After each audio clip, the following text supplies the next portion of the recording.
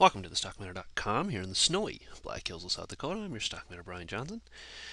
And the markets reclaimed everything they gave up yesterday. The bulls refuse to go away. It's more of that buy the dip, buy the dip, buy the dips, buy the bulls. Not breaking anything really overall in our pattern, not breaking any of our levels up or down. So for those of you that are more patient, good for you. You can see that we are still waiting for our break, either up or down, to make our bigger move. And where we ended up today was up another back up another 1%. Pretty basically, we just reclaimed what we had yesterday. So I do expect a move. I have expected a move this week. I still do expect a move this week that will break one of these two levels up here, or something down here. I would look. I would watch the next couple days pretty sharply and see if we don't get a break within those 2 days coming into the end of the week. So more choppiness within the markets here. If we just flip over to the daily, you can see we've gone nowhere. I mean, it's pretty clear from what I have here what we're really watching for. We're just dancing around this 20. As I said, I've taken the 20 out of the equation for the time being. It really doesn't. When we get choppy like this, there really is no reason to be to have that as a heavy favorite in your technical analysis. And now we're just going to wait, of course, for that break that we've been watching. You can see it pretty clearly defined here as well, going all the way back to the end of February. We haven't really moved anywhere. This is overall still good for the bulls as long as they can hold that thing up. I'm just waiting now more for these breaks and touches of the 50-day moving averages here. NASDAQ 60 doing the same type of thing, was up about 0.4% today. The Dow Jones strongest today. So you can see it kind of turning around a little bit quicker than the others have been and holding on a little better than the others have been so far when it comes to these moves to the downside. It has not quite seen the volatility that we have in some of the other markets, especially the NASDAQ. NASDAQ has taken some thumpings the last few days, but of course, as the NASDAQ is prone to do, it recovers too and seems to recover a little bit quicker than some of the other indices. Was not the case today, but it may catch up as well over the next coming days.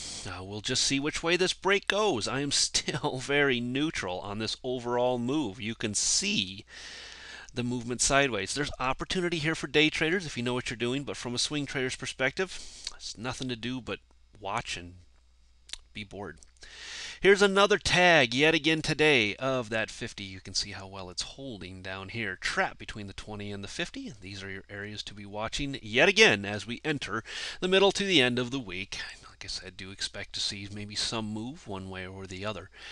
That has yet to be decided, though. The markets will tell us. Save your money. Here it is. Move down, only to move back up. Last week we moved down, only move back up. This week, so far, we've moved down. So far, only to see another move back up again. So these are the weeklies. We do have some time left, 3 days to be exact, before we really know where this thing's at, and we know how quickly these candles can change. But you can kind of see the pattern that's been going on here. The bears try, and the bulls say nope. And so if the bulls can just continue to keep this up here, they will wear out the bears. The bears will finally give up and allow the bulls to do what they want to do. Could be some economic news that might have to make the change, might have to make the move within the markets itself. That'll be something also to watch coming into tomorrow and Thursday. But you can see any lower levels, of course, I would target some of these areas down in here. But as for the time, we are sideways. 3 weeks of sideways action.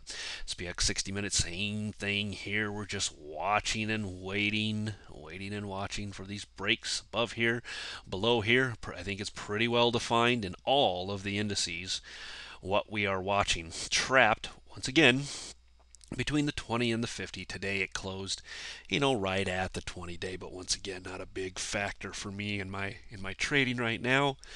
I'm really just watching this sideways chop. We've had to wait before. I can go back in time here, and we've seen these moves. They move up, and they consolidate, and the moves tend to be up after the consolidation. This one is a little deeper than what we'd seen before, but I didn't see any confirmation by the bears. The bears really haven't been all that aggressive. So we are trapped in kind of a sideways motion here. When I do my Elliott Wave webinar, I'll let you all know. And if you are interested in knowing a little bit more about Elliott Wave and how it works and how to count and what all this 1, 2, 3, 4, 5 stuff means, and triangles and fours and twos and all this other stuff. Yeah, you might want to think about taking that webinar. But you can see that we are trapped right here in what I do believe is just a big, call it a trading range, but more or less kind of a symmetrical triangle here as we wander our way sideways, waiting for, of course, the more major break. The VIX stayed above the 19 mark, so I do like the fact that the VIX is staying high right here. Will it stay? I don't know. We got 2 weeks above this blue line, looking for a third consecutive close in or above this 19 to 20-ish area. As long as it holds up here, there's still a chance for the bears. If it can just keep the volatility high. This is showing me that maybe there's still a little bit of hesitancy within the markets themselves. And as long as this VIX stays up here, that continues to rear its ugly head for the bulls. So you bulls out there not only want to see this thing, break to the upside, obviously, but you really want to see this get back within this channel down here, showing that there still isn't a whole lot of desire by the bears to make a hard move to the downside. Apple 60-minute 2 was up 40 cents. You can see it wandering sideways. It's stuck between these two levels of support and resistance, not breaking necessarily the lows or the highs, so we're stuck in a holding pattern for the day. Keeping and holding the 20 days. You guys can take shorts below the 20-day. That's okay. I'm not a big short person when it comes to Apple. There is opportunities if you want to take chances below that 20-day, but you got to keep your stops tight, and this is why. It just keeps ducking below, coming back up, and ducking below and coming back up. So we do see some resistance as it is now, and or support within the 20-day moving average on Apple. It got a little convoluted in through here for just a couple days, but this one's still working quite well, as is of course the 50. So still levels to be watching before we take that break. Very difficult to trade some of this stuff in through here, guys, because it's still very choppy. In at below the blue line, see where that closes by the end of the week. FAS 60-minute breaks to the upside. Very interesting here. I still like this thing above 32 now. If you want to jump into a little bit of a trade above 32, that's the place to be looking for it. Otherwise, it's way back down below these levels for me and my short side on FAS as it is, trapped between the 50 and the 20. So above that 32, you will, of course, have to watch around 32.22, which is now the 20-day moving average. But that's still a decent move. 20 cents on these stocks is actually not a bad move whatsoever, with the potential to do even better than that if this consolidation decides to be bullish. That would be a break above here, then again above that 33, but you want a more aggressive entry. I do like it above that 32. You might get that opportunity tomorrow. We hit exactly 32 today. So I would watch that come the morning. Below this 30-ish area, still my short. FAZ then breaking down through the symmetrical triangle. I loved this symmetrical triangle from a bullish standpoint. It's a little bit hurt for me now. I'm a little bit broken on this formation yet, but I'm not ready to throw in the towel yet. There's still a good opportunity for the bulls to take over here and push FAZ up, and or basically for the financials to start to kind of come down a little bit. We'll see if that happens.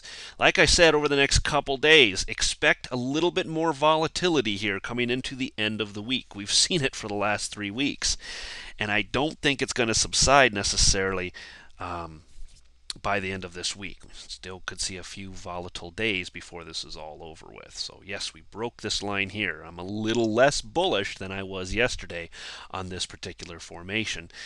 But it hasn't necessarily broken all of my rules yet. So we'll see if we don't get some sort of movement one way or the other. But as for right now, you've got to be very cautious.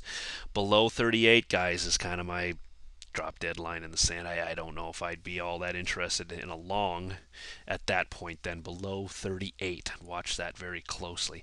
Otherwise, still back above these levels for the more conservative traders. I don't see a whole lot in here. I really like this thing back above the 50. You can see us holding this thin median line that I have drawn in here. So it's holding nicely here. There is a little bit of support down in this area, but a break below that 38, and I don't know. I can't be all that interested in it any longer to the long side. I'm not long right now, but I will be if we can get back above this area up here. So for those of you that are looking for that, hang on, Sloopy. We'll see if this thing doesn't make its move tomorrow, possibly Thursday. All right, guys, that'll do it for today's video. Be back with you probably again tomorrow. Bye.